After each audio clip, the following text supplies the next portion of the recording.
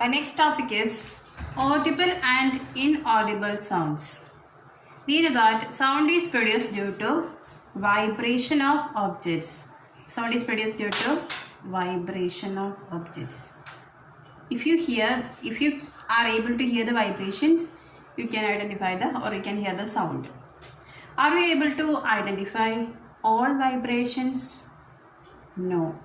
Our ears are not able to identify all vibrations. That means there is a limit of hearing the sounds, and that is called a range of hearing. Range of hearing. For human beings, we can hear sounds between 20 hertz and 20,000 hertz. We know hertz is a unit of frequency. So sound of frequency between 20 hertz and 20,000 hertz is audible for human beings. So this is called the audible range of sound. This frequency is called the audible range of sound for human beings. Audible range for human beings, normal human beings. Okay. So the audible range is 20 hertz to 20,000 hertz. What is 20 hertz? In 1 second, 20 vibrations are produced.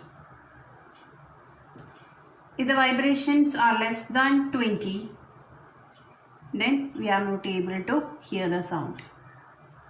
If the vibrations are more than 20,000 hertz, we are not able to hear.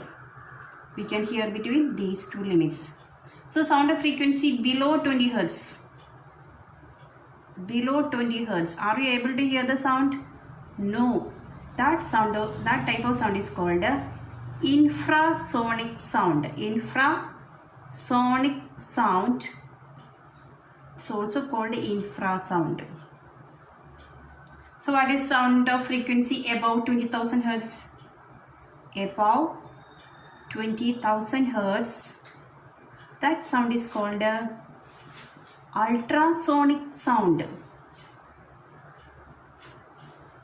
or simply we call it as ultrasound. These two sounds are not audible for human beings, but these sounds are audible for some animals.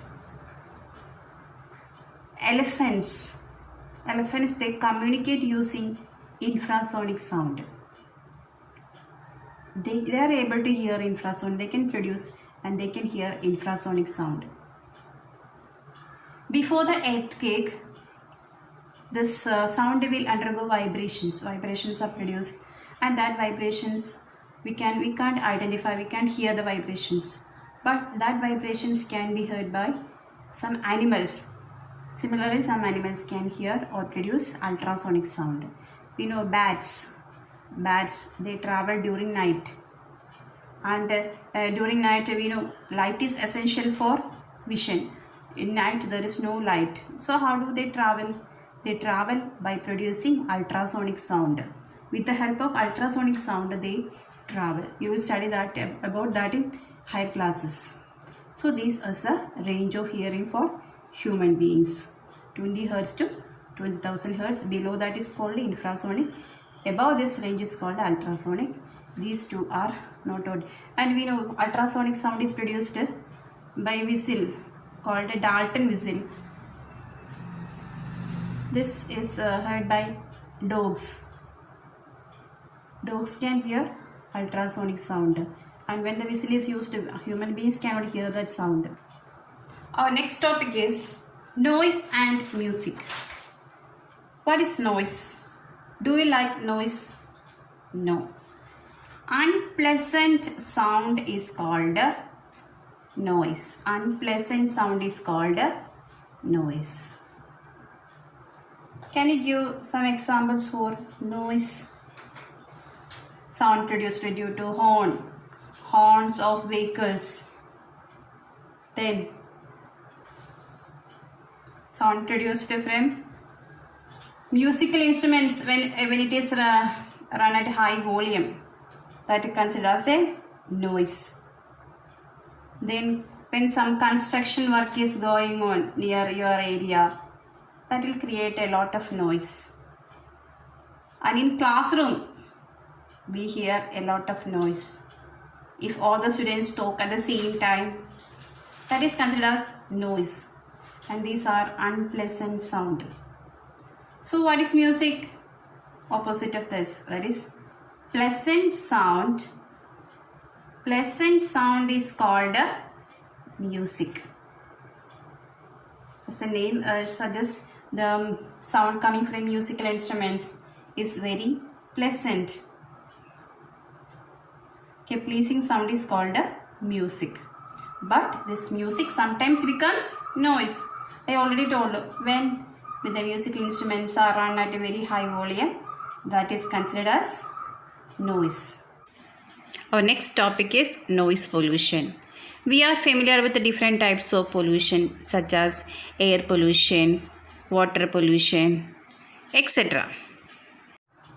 That means what is air pollution? When unwanted substances like gases are present, unwanted gases are present in the air, that is called air pollution. Similarly, unwanted sound in the atmosphere is called noise pollution. Presence of unwanted and excessive sound. Presence of unwanted and excessive sound in the environment is called noise pollution. Can you list the sources of noise pollution? Which are the sources? Okay, the first one, horns. Horns of vehicles. Then bursting of crackers. Bursting of crackers. The sound produced from machines.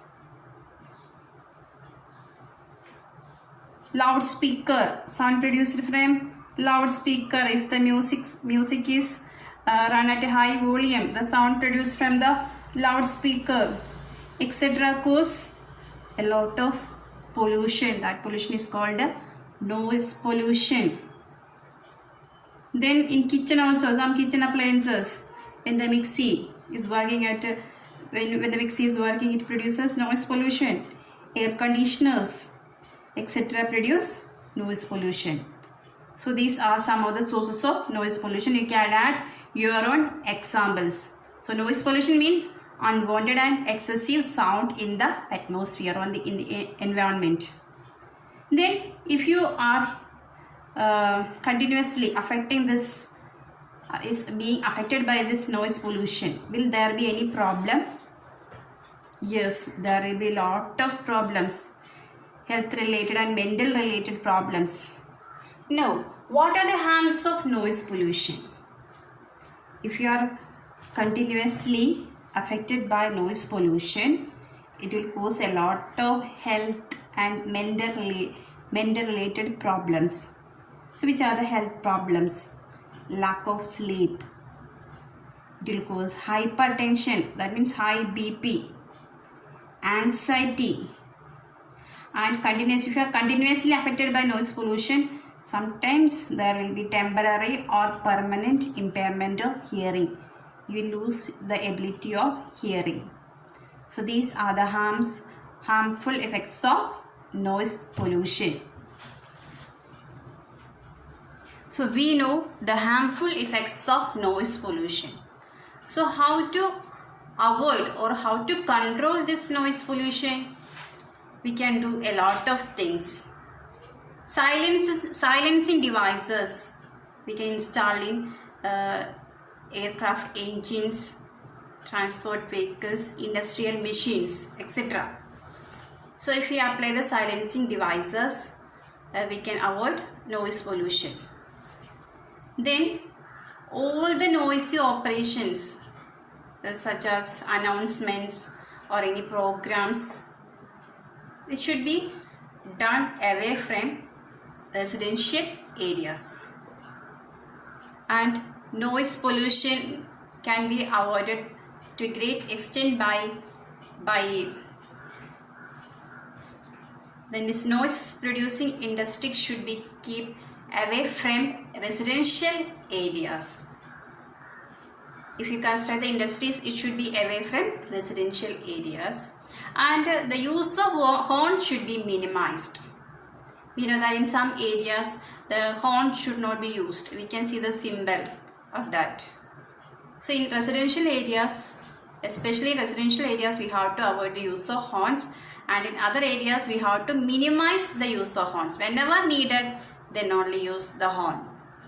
The TV and music system, it's better to run at a low volume. Some people, they like to hear the music at played at very high volume. It will give some enjoyment that time, but if you hear that for a long time, your hearing ability will get reduced. So it is better to run at a low volume. Then plant more and more trees near the roadsides. Plants can absorb the sounds. So these are some of the ways to control noise pollution, and you can add some more remedial measures to control noise pollution.